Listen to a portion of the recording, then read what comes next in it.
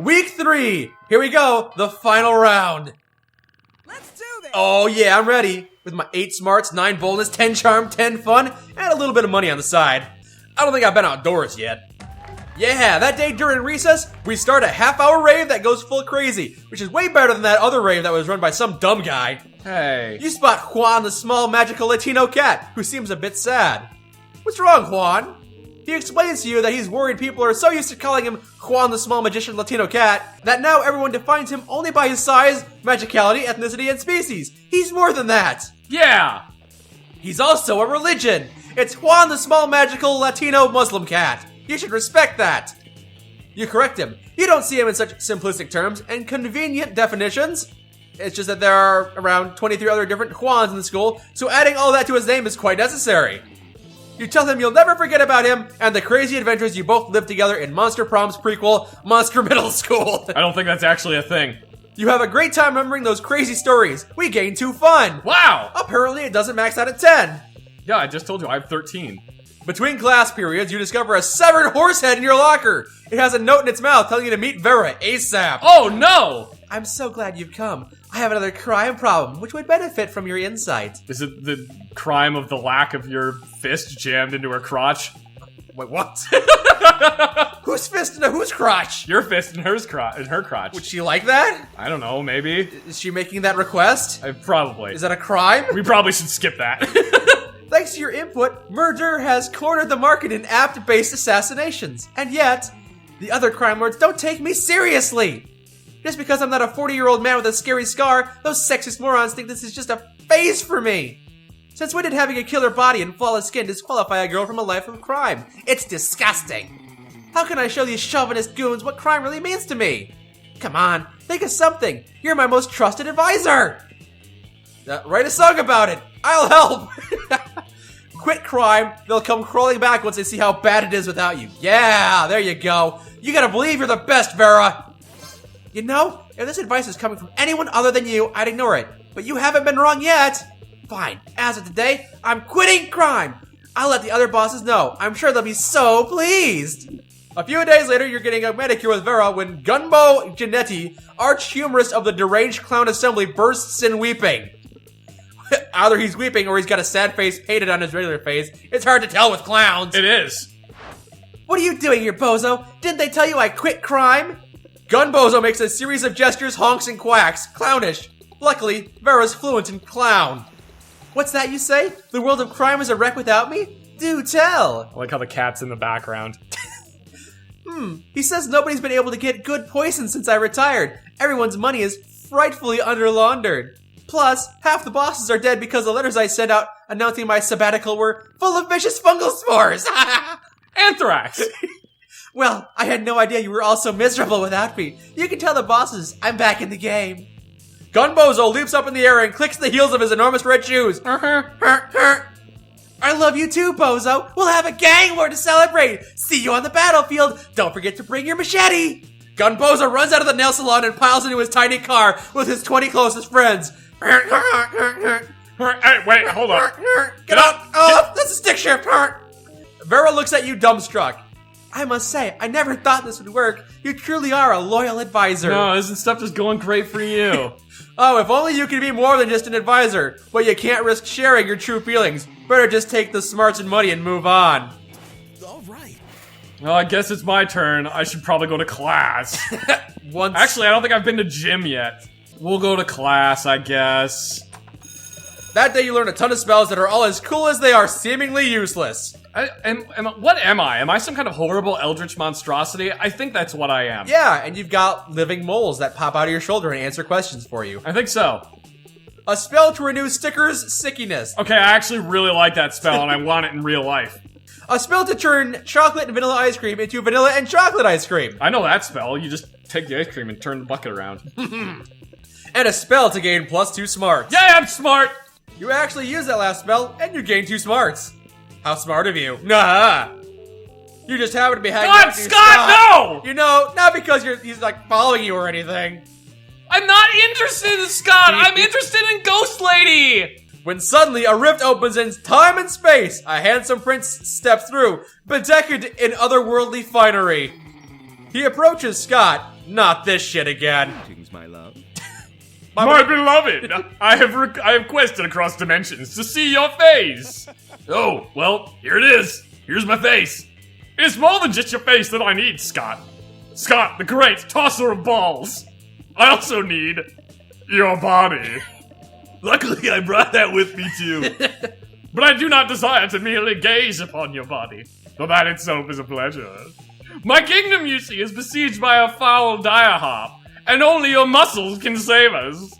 And once the loathsome beast is vanquished, perhaps we can find some other uses for that body of yours. Wink.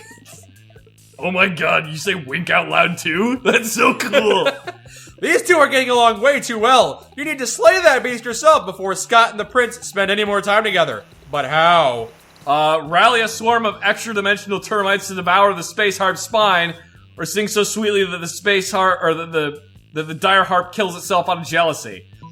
Tough choice, Zach. How are you going to save Scott, the person you love so much? I don't! Oh my god, this game is ruined.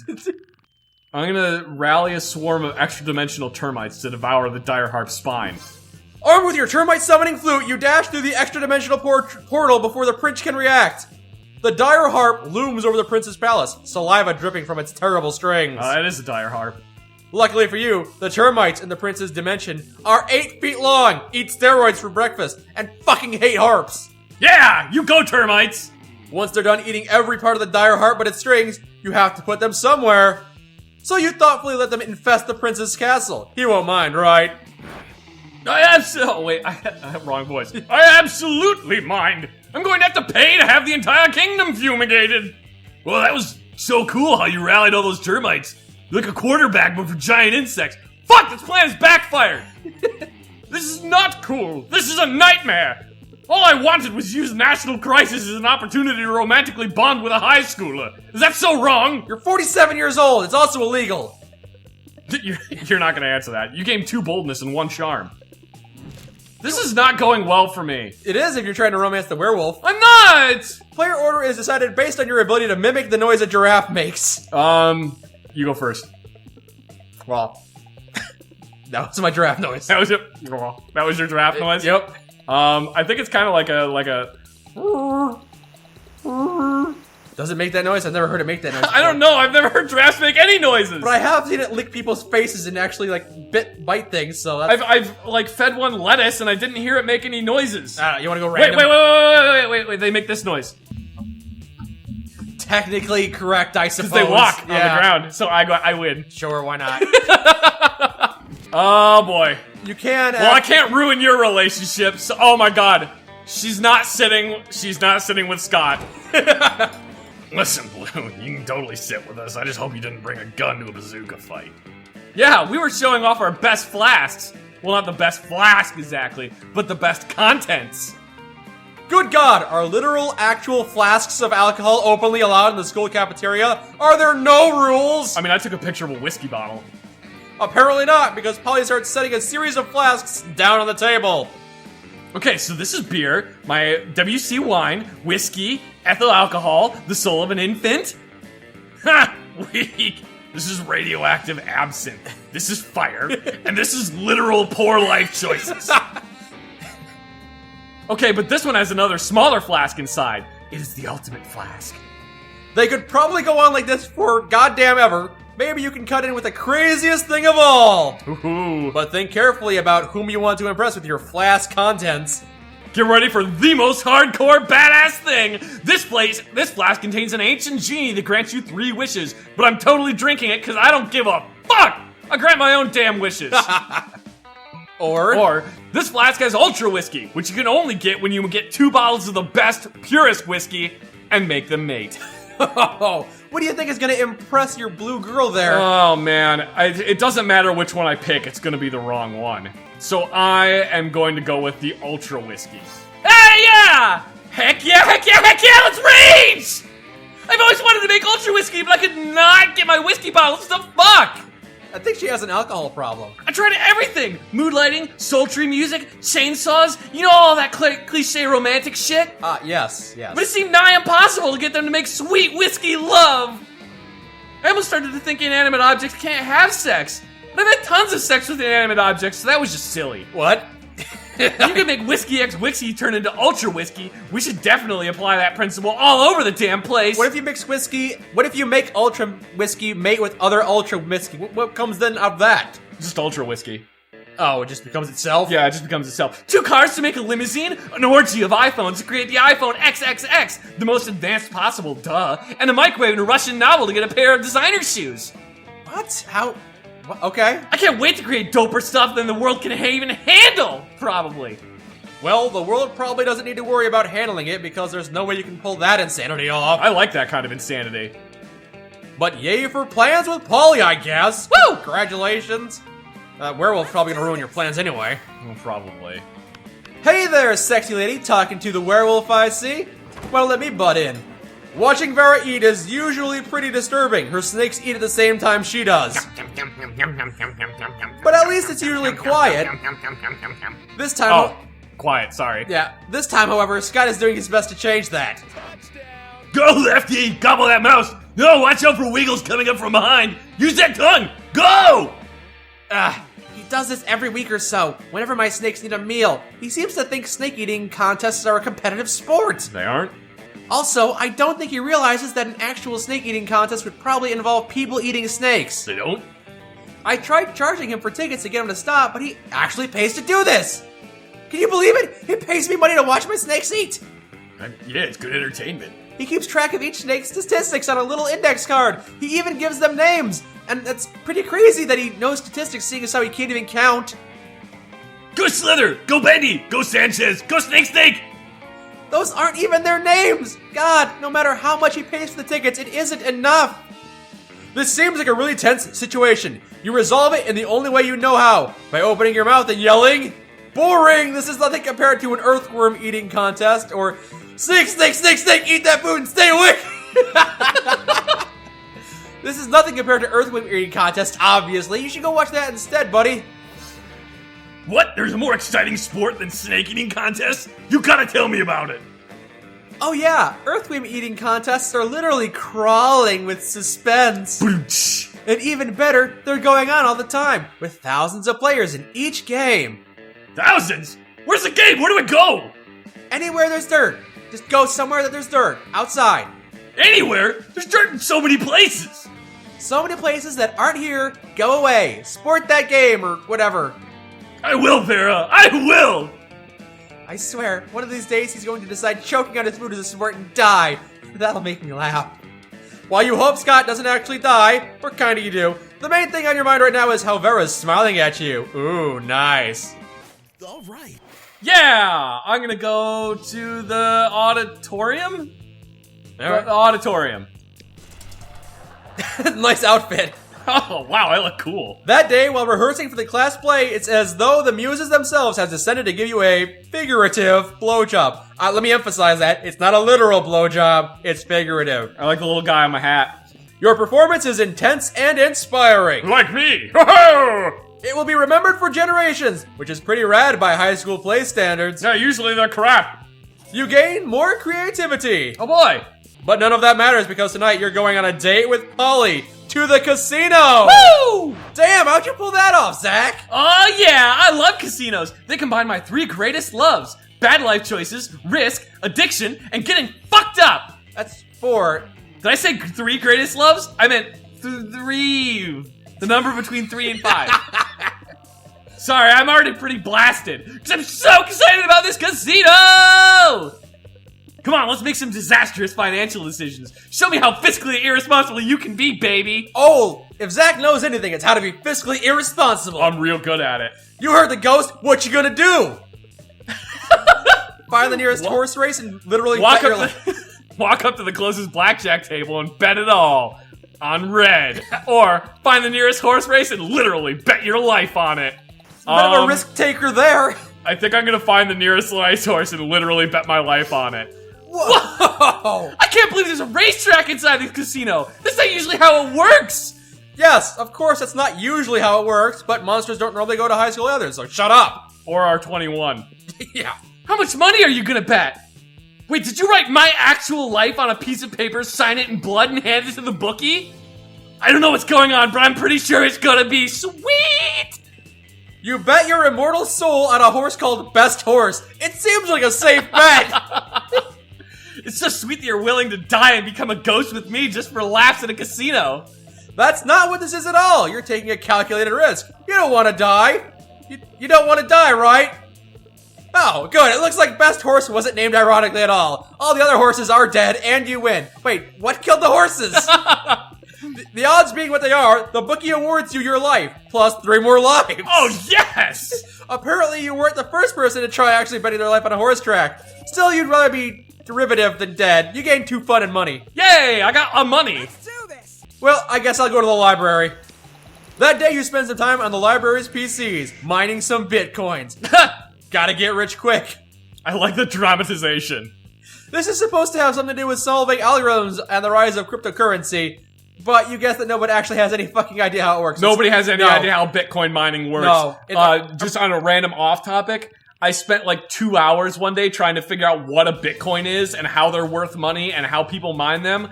After 2 hours of watching videos from people that are supposedly experts, I still have no fucking clue how Bitcoin mining works. I'm pretty sure it's just a fantasy job, like Milkman or something. Oh, and by the way, just in case you're like, oh no, you're just stupid and you don't understand how Bitcoin mining works.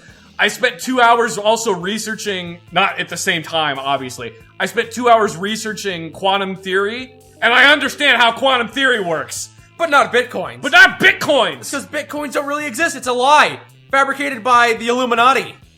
Anyway, you gain 2 bitcoins, which equal $2,000 million billion. That's just 2 million. Which unfortunately equals 2 monster dollars, so plus 2 money. Wow. You got all the stats. Your mind's barely on what you're doing, though. All you're really concerned about is your situation with Vera.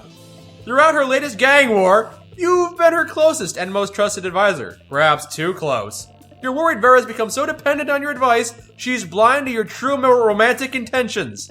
If only you had the courage to tell her how you really feel. After all, you don't want to end up in the advisor zone. That's worse than the friend zone. You're so lost in thoughts of unrequited love, you hardly notice Vera sneaking up on you. Maybe that's also because of the invisibility cloak you helped her pick out. Hi. Hey, there you are. I was just gonna pick you up. We've got a date tonight. A date? Then perhaps your affections aren't unrequited? With the heads of Monster City's major crime factions to celebrate the end of the latest gang war. You're such a good and loyal advisor. I couldn't imagine going without you. Advisor. Right, of course. Trying to hide your disappointment, you accompany Vera to the peace conference. But soon, you can have horse racing, but if you think I'm giving up murder's monopoly, you've got your head so far up your ass, it's pumped back out your shirt collar. Larry the actual crocodile snaps his fangs. Gunbozo Gianetti of the Deranged Clown Assembly honks in disapproval. Timmy the Knife Baby chews his rattle menacingly. Alright, you scumbags, settle down. But it's too late. Larry the Croc unveils a wicked machine gun, Gunbozo makes a rocket launcher out of twisted balloons, and Timmy the Knife Baby produces a lot of knives. Hence his name, Timmy the Knife Baby. Hey, advisor, a little help here? If you don't save Vera now, you'll never have a chance to confess your feelings. So you take a deep breath and say, kiss Larry the Croc on his big crocodile mouth. Well, I know one you should do. Oh boy, I would like to confess my feelings, but I think it's not gonna help the situation, so I gotta kiss the crocodile! You're sure? Okay, you kiss the giant crocodile with the machine gun. The narrator is not really happy with you right now. What are you doing? Everybody knows crocodiles hate kisses on the mouth! Well, to be fair, you don't so much kiss Larry the Croc as you stick your head directly in an open mouth full of razor-sharp teeth. I think this was probably a bad idea. You horny fool! You're going to get decapitated! And I'm going to take advantage of your decapitation to make my escape! Luckily, Larry the Croc doesn't actually decapitate people, he just mauls you a little. Less luckily, you demonstrated to Vera how little you value crocodile consent. You lose charm and smarts and part of your face. I think that probably wasn't the best idea. Probably not! Who are you gonna ask to their prom, Zach? I'm gonna ask Polly! Yeah, you gonna invite Polly to the date? Oh, yeah, boy. we're gonna get mad fucked up and make terrible life choices. And I'm gonna try and put my moves on Vera, of course. Hey, you. Yeah. All right. You finally pluck up your courage and ask your beloved to go to the monster prom with you. Not a chance in the world, darling. You're boredom on a stick. You bore me to death. And then what would I be? A meta ghost? Pass. See ya. No way. It's okay. You moved on from this horrible and shameful failure. You became a functional person, and eventually you met a sweet banshee named Ash. Yeah, okay, that's pretty cool. You shared a lot of common interests, and after dating for some years, you got married. Dang. I'm okay with this. One day, in the middle of a casual conversation, you mentioned how you couldn't get a date for Monster Prom. Despite your years of happiness, your marriage couldn't endure such a pathetic revelation, and Ash abandoned you the next day. Oh my god. And you live the rest of your life alone and sad. Never forget, Monster Prom is the most important thing. Wow, this is almost worse than my actual prom. Do this. I finally pluck up the courage and ask my beloved Vera to go to Monster Prom with me. Prom together? I mean, I don't want nonsense to interfere with my skyrocketing career, but what's success if you can't enjoy yourself from time to time, right? And you're not that bad, I must admit. Okay, it's settled. You will help me enjoy myself. I liked her Oju-sama laugh. Don't read too much into that. We can discuss the details later. See you there. At one point, Prom was raided by the police. They were looking for Vera, probably on account of one of her many crimes against humanity. But you were 2 steps ahead. By that time, you were flying to Madagascar, sharing a glass of wine. You might now be your partner in crime, but you also turned prom night into a trip together, so it was worth it. Well, how you feel about that? You are the most likely to survive for a year drinking only your own piss. Congratulations, Bear Grylls. Kill me. And Vera was the best at hissing. That's not really an accomplishment for me, but okay. We've only uncovered such a small portion of the game. We can do it a 1,000 more times. Look at that. This is ridiculous. Those 3 weeks were maybe the most epic and absurd weeks of our lives. Wow, Monster Prom was so much better than my regular prom. We should do this again, Zach. I mean, I guess it was yeah, it was better than regular prom, because regular prom was a nightmare. Yeah, it's kind of a low bar there. Yeah, it's not very hard to set a high bar for something being better than regular prom. Oh yeah, look at me playing pool with Vera. Damn. Getting my teeth pulled was better than regular prom. Because I got drugs. Oh, there's the shiny dagger that he got. And, oh no, there's all the, okay. Yeah, I'm not great at gambling. You were better at gambling than I was. Apparently so. And there's the rock band that you and I created. Yeah. You did? Yeah. I don't remember this. I was lead guitarist and you were bass. Apparently there's a ton of other characters. Aaron Hansen played Scott. He didn't. Eagle Raptor played Scott, did all the voices for Scott in this game. Okay. Yeah. And look, you ended up with her after all for a little bit. For like 2 minutes. Thanks for playing. And then we got high and I didn't remember where I was anymore. Don't do drugs, kids. Or do drugs, but in moderation. Yeah, sure. We're not the police. Do whatever drugs you want. Yeah, just do what you want, just as long as it's probably somewhat okay. I might have to get this game and try it out. We can do it again too.